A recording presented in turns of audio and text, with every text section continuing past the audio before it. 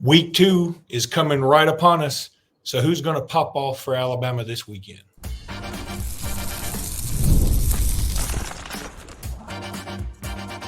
You are Locked On Bama, your daily podcast on the Alabama Crimson Tide. Part of the Locked On Podcast Network, your team every day. Hey, everybody, and welcome back into Locked On Bama, AHSA's radio network. Luke Robinson, that's me. Bama Online's Jimmy Stein, that's him. This episode is brought to you by FanDuel, and I'll tell you about FanDuel here in just a minute. I want to thank you everydayers and you newbies. You are all gleefully hugged via virtual internet. I don't know if there's another internet. Anyway, The Jimmy, dark web. you're hugged via the dark web. How do you find that, by the way? Do you just Google dark web and how does this work? You know, that's a story. That's a question for another day, but I am curious myself. Jimmy, we got South Florida coming up this weekend. It's going to be exciting. I'll tell you, as the week has gone on, I don't know about you, but the more the week has gone on, the better I feel about last Saturday's performance. It's usually the other way around, that you have a 63-0 blowout, and then you're like, oh, we're awesome. Then you start getting into the weeds and you nitpick. Well, I've gone the other direction, and it is kind of great. I mean, I appreciate this new direction so much more because I've enjoyed every day's been like, oh, I forgot we did this well. So I'm even much happier. And I feel like we're going to be 600 yards. Like 600 yards to 150. Yeah, I feel like we're going to be very, very happy come about 9:30, 10 o'clock, depending on the new clock rules this Saturday evening. Oh, yeah. I feel very good about the game. I think that's going to come out in our predictions. Well, and so let's just jump right into it, Jimmy. Let's go ahead and get the score predictions first, and then we'll do it just like it's laid out on the right, that we'll do some predictions for individual players, and then talk about around this. So I'm going to say that Alabama wins this game, and I'm going to say they cover again. Again, maybe people think I'm being a little cocky. I don't want to come off as that way, but I think we're that much better than South Florida. At least we should be. And I feel like this is going to be a game where Jalen Milroe wants to revenge is the wrong word because they didn't really do anything to him. But maybe vindicate. I think he wants to vindicate himself. So I feel like he's going to throw a lot more passes this game. I feel like we'll do some new things. I think we'll continue to throw deep, though. One thing that has jumped off at me, too, is, and some people have convinced me of this, I was complaining at first about how we didn't have enough, small to mid-range passing game in this last contest. Maybe that's just not us. Maybe we're big play. Maybe we sling it a lot further down the field. And if so, I'm down with that. That's fun. That's a lot of fun. So I think Alabama wins this game, and I'm going to say 52-13. Similar score. I think Alabama wins 48-10, which is a cover. And me and you both predicting Alabama to cover 2 weeks in a row. I think we both had Alabama covering last week. We're correct about that. We neither one of us had 63-0, but we both had really big wins for Alabama, and we both do again this week. Again, 48-10 is covering by over a touchdown. One thing about Jalen's throws last week, there were only 9 of them. That's too small of a sample size for anyone to leap to any sort of enormous conclusion. That's just not enough throws. I will say that one thing I don't really understand about some of the criticism I've read about how, where's the intermediate passing? The best throw Jalen made in the entire game was an intermediate pass. People don't think of the second touchdown to Ryan Williams as an intermediate throw because Ryan Williams, it was a long distance touchdown, but the throw itself was in the intermediate range. Ryan just catch it and ran the rest of the way. That was all Ryan, but Jalen delivered that ball accurately on time in the intermediate range in stride. I thought it was Jalen's best throw of the whole night was that throw to Ryan in the intermediate range. Now, I do think that that's something Jalen needs to continue to work on. Just like any quarterback his age, the list of things to work on is long. That is typical of quarterbacks in their junior years in college. But Jalen's playing exceptionally well. I agree with Luke 100%. This weekend is going to be a lot about Jalen. He leads the nation in QBR. My prediction is he comes out of this weekend still leading the nation in QBR. I think he has another monster game. Vindication's a good word. It's not revenge because Milro didn't play in this game last year, but I think Milro is going to want to, he'll never say it out loud, except when he flashes that blank sign. That's him saying it out loud. But Milro is going to want to say Saturday, the game was close last year because y'all didn't start me. I didn't start this game last year and it was close. Y'all didn't start me. You started me this year and it won't be close. That's Jalen, and I think the kid plays with a chip on his shoulder. And Jalen's at his best, I think, when he's playing with something to prove. And I know it's South Florida, not Georgia, but Jalen has something to prove Saturday, and I think he'll do it. And I think Alabama wins big, largely behind the play of Jalen Milroe. You know, I'm with you on that. And it's funny because I think Alabama is known as sort of a front runner team. And people say that as if it's a negative. I think it's a positive in the sense that, yeah, Alabama usually gets on top of people pretty early, and then they just sort of coast. And maybe it is more difficult for them to come from behind because they're not used to it. I said the same thing about Georgia, that, you know, if you want to beat Georgia, get in front of them early and see how they react. Maybe they come back and beat your brains in potentially, but we don't see it very often. So try to do that. And it's a lot easier said than done. But my point is that Jalen Milroe, some of his best moments have come when Alabama's down. You think about the Ole Miss game last year. What was the biggest moment? Alabama was floundering. They were looking like junk. And then his best moment was that pass to Jalen Hale. He gets hammered right below the waist, and he gets up from it, and maybe it knocked the breath out of him, and he got up and did well. 4th and 31. The Tennessee game, we're just stinking it up all the first half, and then he comes back in 2 plays in the second half and throws a touchdown to Isaiah Bond. You know, again, just time and time again, we saw that Jalen Milroe plays better when things are looking bleak. And so I think he can – I'm not saying that South Florida is going to get the lead and this is going to look bleak. I'm saying he can approach this mentally from the standpoint of, hey, last year I had to sit this one out. Things were looking really bleak for me.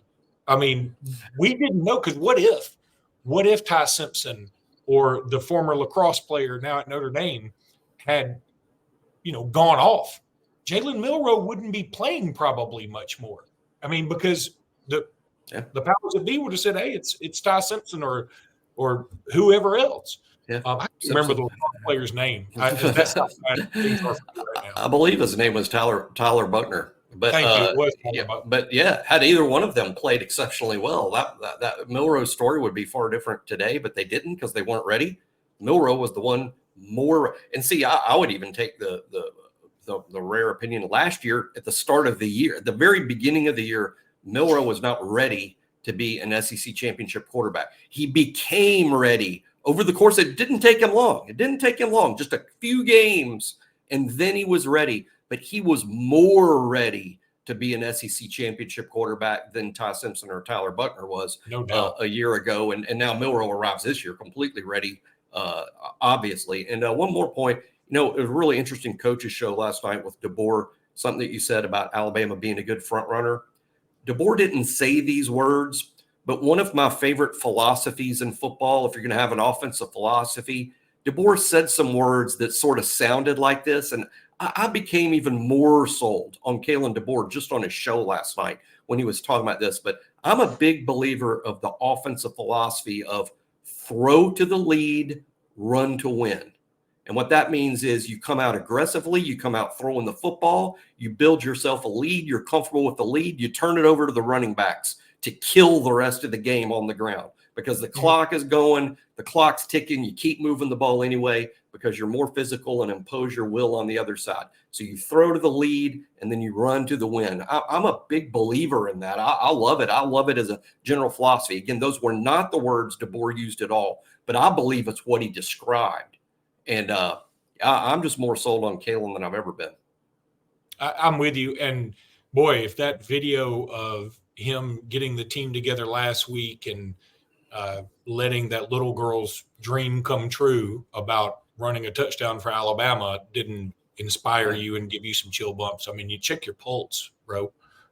They might want to do open heart surgery just as exploratory, because if that didn't move you, you don't have a heart, Mr. Grinch. Jimmy, we're going to get into some of our individual predictions, and I'm going to use FanDuel this time. That's something I should have been doing all along. I've been making up my own over-unders. FanDuel's doing the work for me. And so I need to tell you about FanDuel anyway. Well, you've heard us talk a lot about FanDuel, and I'm going to talk about them more today, and I'm going to use their prop bets for this next segment. That's going to be fun. America's #1 sports book is FanDuel. Well, we have something a little different for you right now. Now through September 22nd, all FanDuel customers can bet $5 and get a 3-week free trial of NFL Sunday Ticket. NFL starts tonight. This is Thursday. I can't wait. I already have my YouTube ready to rock. And I better have YouTube because they still are in a fight with DirecTV, and so I can't get Disney and ESPN otherwise. Then with the YouTube TV base plan, you'll be able to watch every regular season Sunday afternoon out of market, thanks to FanDuel. All you need is a Google account and a current form of payment, and you can cancel anytime. Visit FanDuel.com and download America's #1 sportsbook today.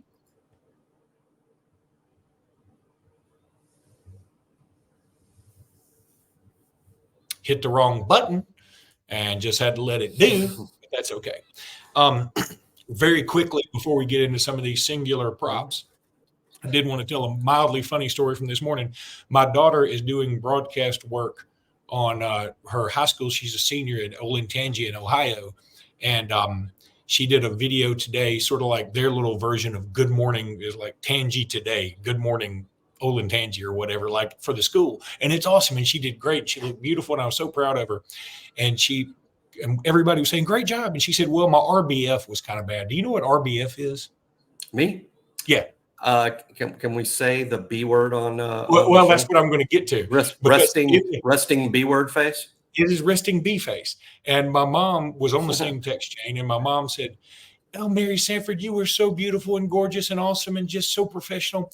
By the way, what's RBF? and I was like, I had to break the news to her, and she was like, oh, like clutching the pearls. But kind of like a Modern Family when Phil Dunphy said, WTF means why the face. Yeah. WTF, why the face. Yeah, that's true. I love that show. And not just for Sofia Vergara. All right. So how about this? Some individuals. You want to make some money? Listen to me and Jimmy right now. We're about to make y'all some money. Okay. I'm about to make myself some money.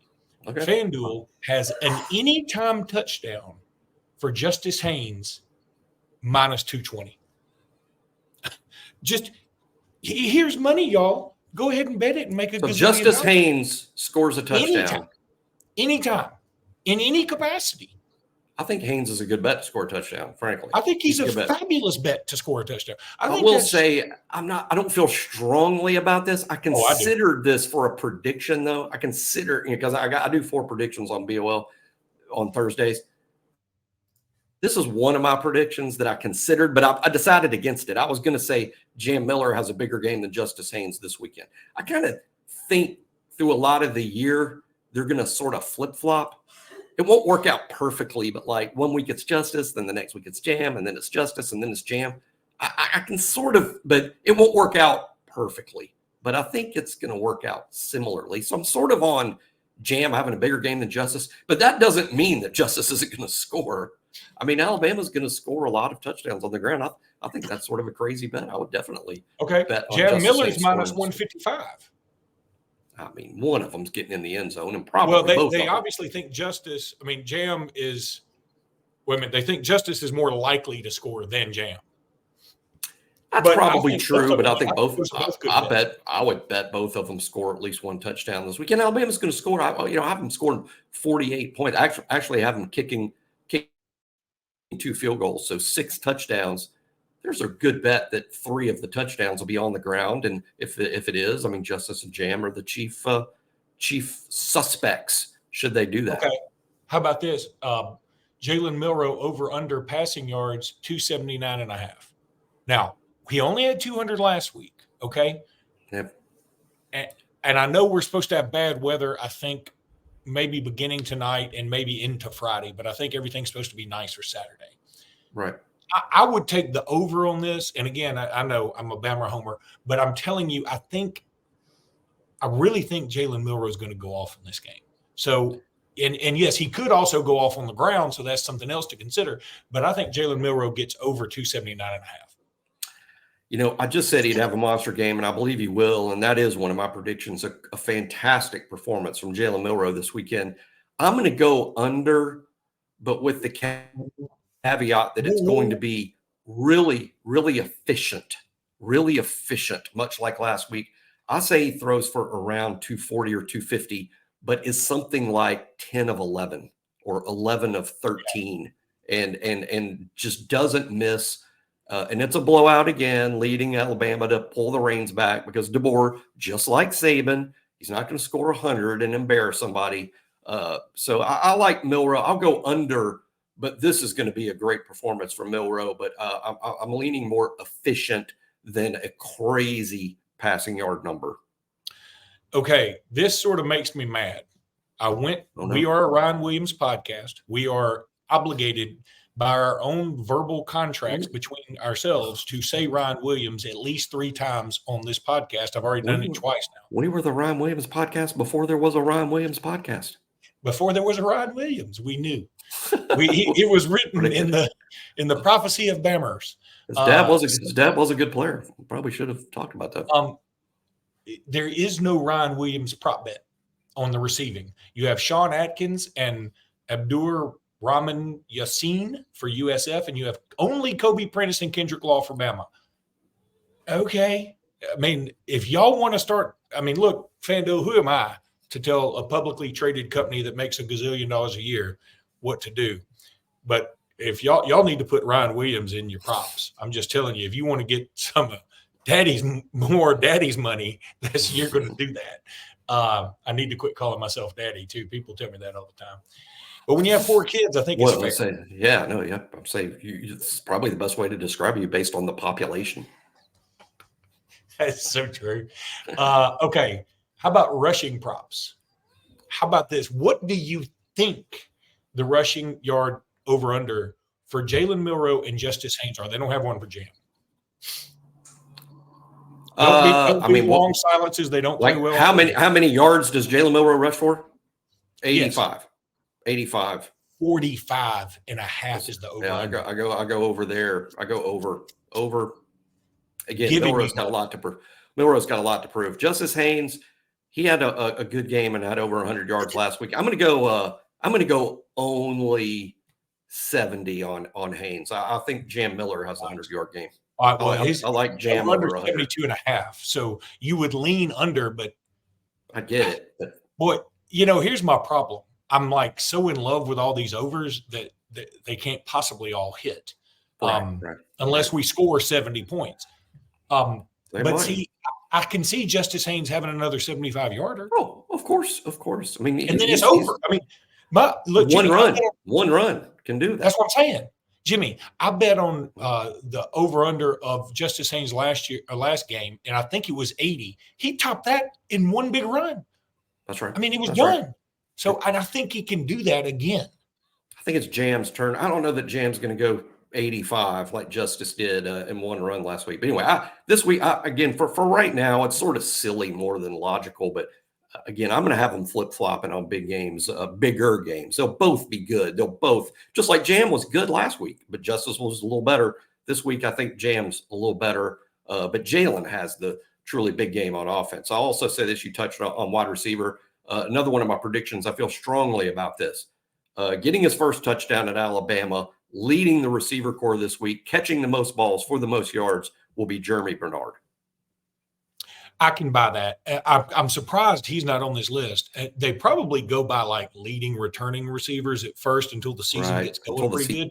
But season gets going. But Ryan should have been. Ryan's been a national story all week. Ryan's a national story. Yeah, he's so much.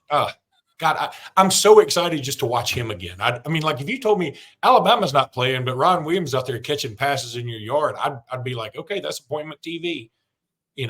I've got to go see it, especially it's in my yard. I mean, there's a photo this morning on BOL superimposed by a fan of like how we're going to handle the Isaiah Bond Gravedigger play, and it erased Isaiah Bond's helmet and put in Ryan Williams' face. It's just Ryan Williams' face catching that ball in the corner of the end zone at Auburn. It's good. Just with his mouth. Ryan caught it. Ryan was just a junior at Saraland, but he caught it.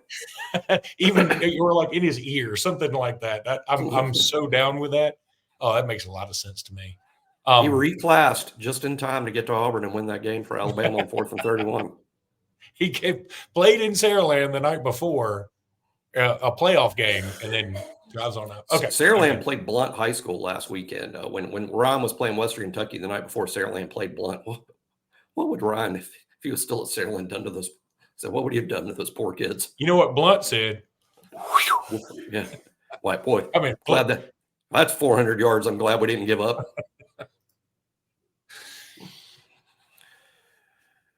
I don't want to tell everybody about LinkedIn. When you're hiring for your small business, you want to find quality professionals that are right for your role. That's why you have to check out LinkedIn Jobs. LinkedIn Jobs has the tools to help you find the right professionals for your team faster and for free. I love LinkedIn. I've been a part of LinkedIn for a long time. I get LinkedIn emails all the time. We use them here at Robinson Iron. We've used them over at Satterfield Outdoor Living in Satterfield Machine. LinkedIn is just great. It's not just another job board. LinkedIn helps you hire professionals you can't find anywhere else, even those who aren't actively looking or searching for a new job. Looking and searching really is the same thing, but they might be interested in the perfect role.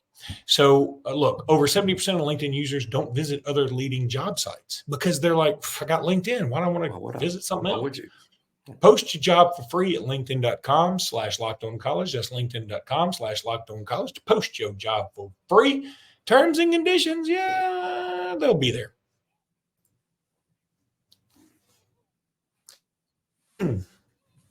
Okay, so let's look around the college football landscape in the SEC. Again, not a great weekend. Any college football weekend is a great weekend, and it's not a great weekend on paper, especially. What I hate now is like the trend for big games to be at 11. Thanks, Fox. So you have Texas, Michigan at 11. You have and because they have Texas, Michigan at 11, so ABC's like, we got to counter with something that's at least moderately intriguing. And so they have Arkansas, Oklahoma State at 11.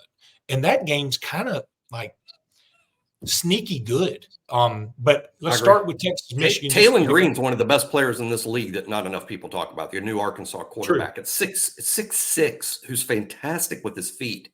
I mean, you don't see many 6'6" quarterbacks that can run. It reminds me of another 6'6" Arkansas quarterback from years back, Matt Jones. But Taylon Green's better. Taylon Green's a better passer. But I'm not predicting a great year for Arkansas. But Taylon Green is capable of winning a game by himself. That includes in Stillwater. I totally agree. So Texas, Michigan. Texas is 7.5-point favorite. I like Texas here. But somebody brought this up on a national sports show the other day. It's like, look, Michigan does have winning in their DNA. They are the winningest program in college football history. I think Alabama's the better program overall historically, but they are the winningest. And they do have winning in their DNA. I think this is going to be tougher than you think, especially with Texas having problems at the running back room right now. And but I just don't know it. And Michigan does have arguably the best defensive line in the country and arguably the best cornerback in the country. So it could make things a little dicey. In the end, I think Texas wins, but don't cover. You know, I'm starting to kind of think that might happen because what's making me uncomfortable about this game is who's not going to pick Texas. I mean, Michigan's the defending national champion playing at home, and I think everybody's going to pick Texas. When the game day folks make their pick, it's going to be that Longhorn logo across from one end of the screen to the other. I think everyone in the world is picking Texas. And that gives me pause because we are talking about, like Luke said, no one's won more games than Michigan in history. They're the defending national champs. They're playing at home. How is Michigan such almost a dramatic underdog here? Because even at 7.5 points, I'm surprised that the line hasn't gone up to 10, 12. What would the line have to be before I don't pick Texas? So Texas just has more good players than Michigan this year. And Quinn Ewers was fantastic last week. Arch Manning was fantastic last week. They're the best two quarterbacks in that building. Texas wins, but it gives me some pause. Like Luke said, everyone being on the Texas bandwagon here. I mean, Michigan shouldn't be getting zero respect there.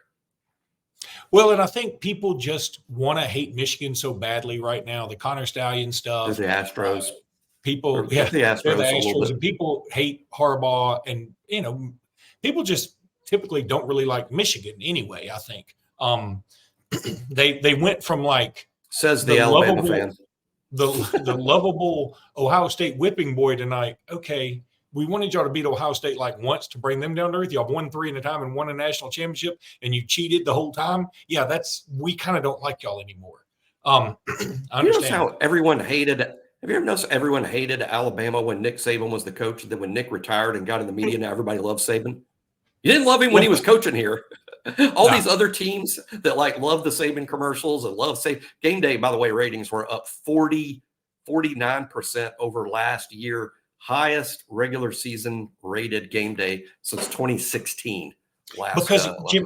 want to get to these other games, but it's not like, this is no disrespect to like Kirk Herbstreit, who does a great job on the color.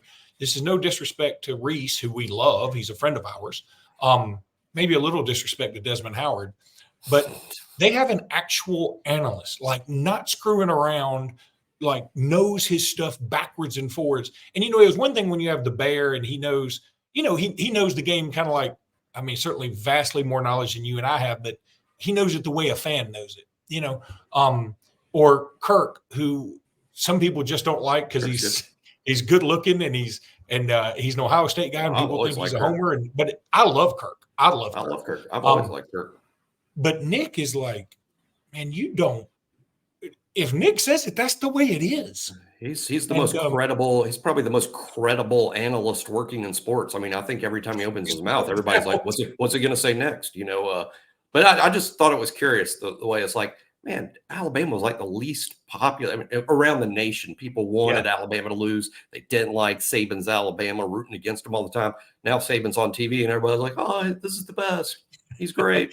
Arkansas. Let's go to Arkansas, Oklahoma State, and then maybe do a couple more. I'm with you on Oklahoma State, but I don't rule out Arkansas because of Taylor Green. God, I'm going to tell you, Jimmy, I want Arkansas to do this. Do this for me, Arkansas.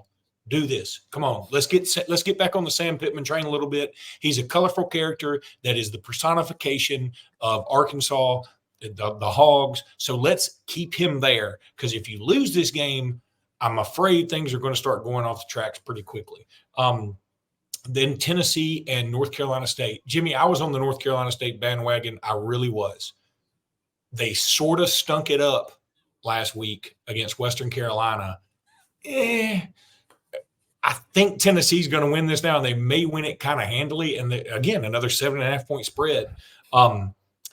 But boy, I hope Concepcion, is that how you say it? His last name, whatever it is, he's on my college fantasy team and he kicked butt. So I want him on. I want him to go off. I'm usually pro SEC. I think it'd be kind of cool if NC State won this game. No chance, Tennessee big. NC State. I'm with you. Tennessee's a national elite playoff contender, in my opinion, and a real threat to even win the SEC. Yeah, I'm with you. I hate that I'm with you, but I am with you. And I want the one more interesting game out there to me. Now, Auburn, Cal, I think Auburn's going to bury them. I don't think Cal has a shot. I think Auburn is going to play with their hair on fire these first 5 games at home. I really do. I believe that. I said earlier in the season, I think Auburn goes 8-4. For all the people that say I hate Auburn, and I kind of do, take out the kind of, I am going to respect that they have a much better ball club. So deal with it, everybody. It's just the way it is. And they're recruiting gangbusters. So that's just facts. And I think they blow Cal out of the water. Now, Mississippi State at Arizona State. I'm going to be for Arizona State because my son's there and he's going to be on the field covering this game. So I'm looking forward to that.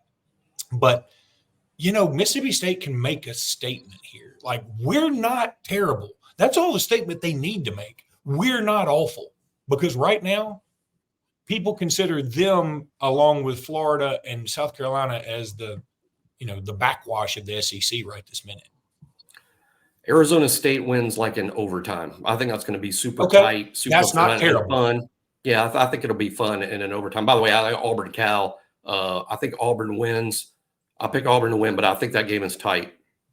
Auburn wins less than 10. honest to God, would rather Auburn blow them out than Auburn win by 3 at the last minute. I mean, I think Auburn's going to win because they're at home. They're, if this was they're at Cal, I blow might pick them up out. if it was at Cal, I might pick them the other way. I don't think it'll be a blowout, but I'll be impressed if Auburn blows them out. I agree with you that Auburn's a better team they were a year ago, but this is a Power 4 matchup, and I don't know that Auburn's ready to crush other Power 4 teams. All right, we are going to be back after the game. So after the game, y'all jump on YouTube. We'll be here and ready to rock. And until then, roll tide, everybody. Roll Tide.